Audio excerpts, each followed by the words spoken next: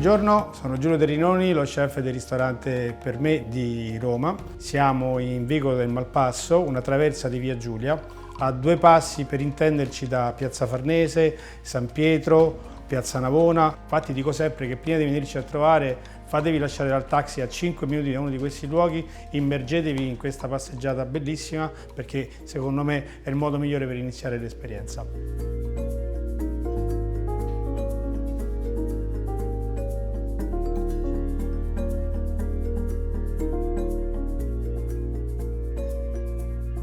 Oggi insieme a Italia Squisita siamo qui per presentarvi la mia carbonara di mare, che nel 2026 compierà 20 anni. Vi racconto brevemente la storia. Quando andavo a comprare il pesce, compravo 1 chilo di pesce, come tutti insomma, sfiletti il pesce e ti rimane 500 grammi di polpa edibile.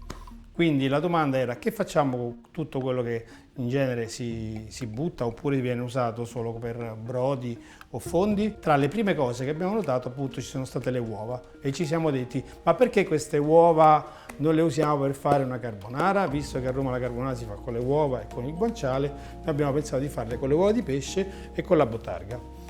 Da lì, da 20 anni ad oggi, abbiamo avuto ovviamente più versioni.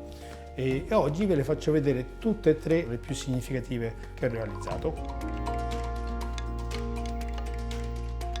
Nella prima esperienza da chef era nel quartiere Parioli, era il 2003, dove appunto io, essendo nato a Fiuggi, l'imprending del menù era un menù basato più sulla terra e aveva qualche inserzione di mare. Insomma, uscì una guida famosa per la prima volta appunto nel 2004, dove c'era scritto: si vede che lo chef è più a suo agio con i piatti di terra che con i piatti di mare. Ecco, da quel giorno, da buon ciociaro, mi sono impegnato di più sul mare fino a diventarne un appassionato e quindi cerco a questo punto di mettere insieme la cucina di terra e di mare anche in chiave divertente.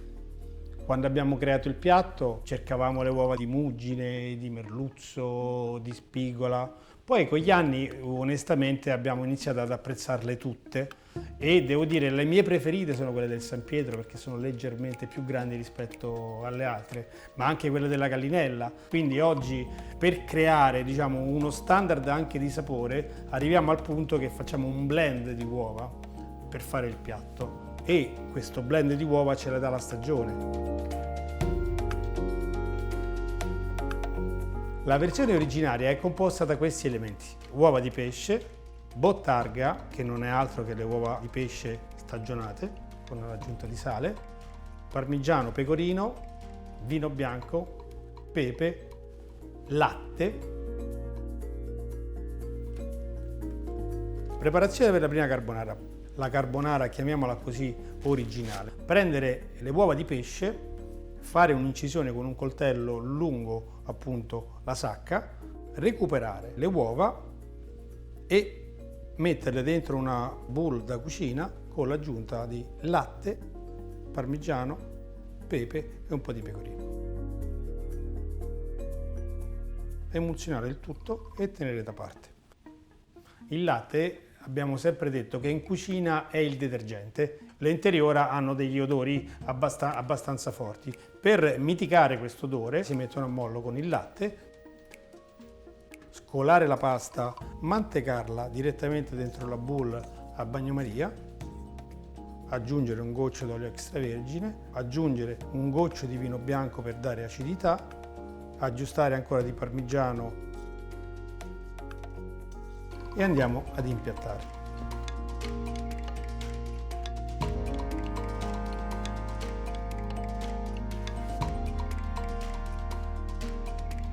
Chiudiamo il piatto facendoci appunto un nido di pasta, ancora del parmigiano, del pepe e della bottarga fatta a fettine.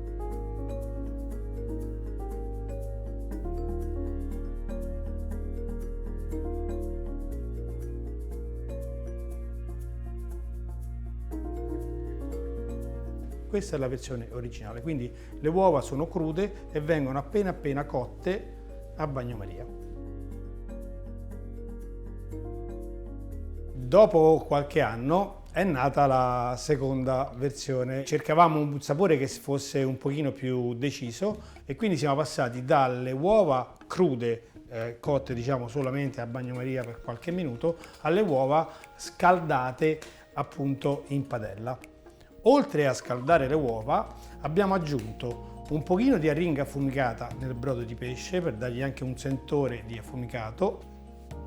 Prendo una padella, aggiungo dell'olio extravergine e metto la bottarga tagliata a fettine a scaldare. La tolgo la bottarga, la metto su un foglio di carta per tamponarla. A questo punto aggiungo uno spicchiettino di aglio. Perché lo metto dopo l'aglio? Perché se lo metto insieme alla bottarga prende sapore di aglio. Invece così do solo un profumo di aglio all'olio. A questo punto tolgo l'aglio e aggiungo le uova. Ecco la vera novità, aggiungo le uova e le lascio appunto scaldare un pochino.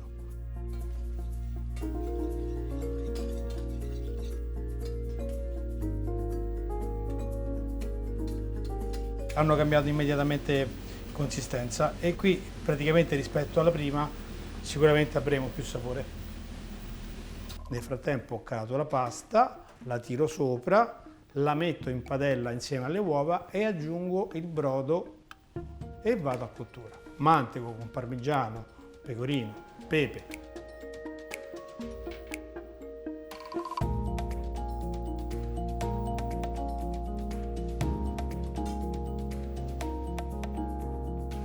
Un goccio di vino bianco sempre per dare acidità.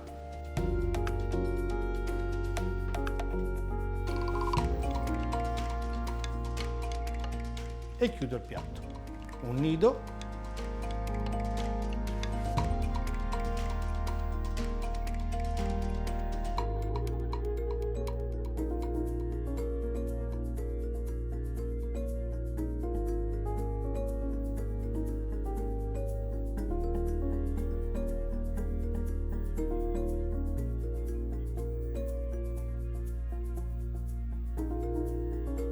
E aggiungo 2, 3, 4 fettine di bottarga, in questo caso croccante.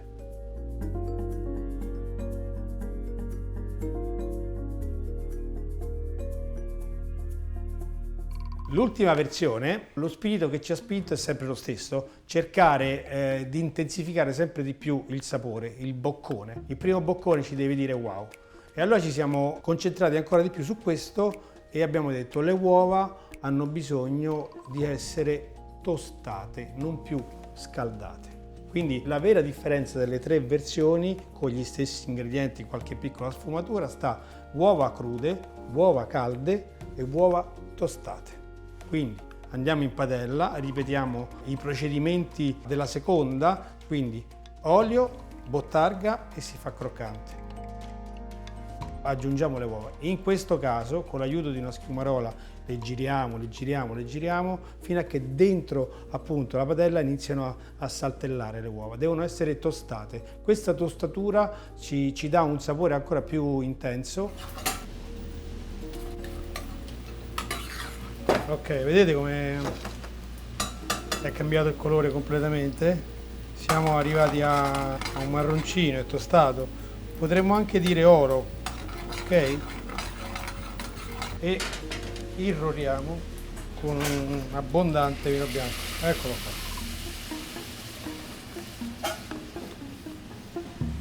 Caliamo la pasta, la portiamo quasi a cottura. L'ultimo momento di cottura sarà fatto in padella, girando la pasta in modo che scarichi un pochino di amido. Pepe nero macinato al momento, pecorino, parmigiano, un goccio di vino bianco sempre per appunto dare acidità. Andiamo a impiattare, si fa il classico nido di pasta.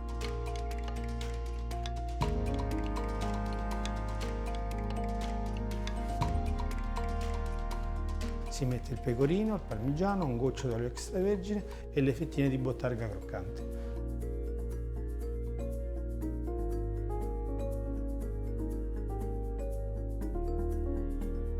Dopo 20 anni la troverete all'interno del nostro menù come piatto speciale.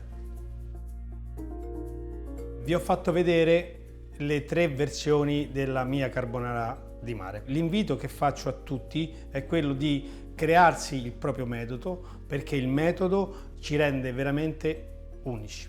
Non buttiamo nulla perché vediamo nello scarto comune un'opportunità. Ovviamente ci vogliono più mani, più pensieri, più preparazioni dietro, ma a noi ci dà grandissima soddisfazione. Un saluto a tutti gli amici di Italia Squisita e ci vediamo al prossimo video.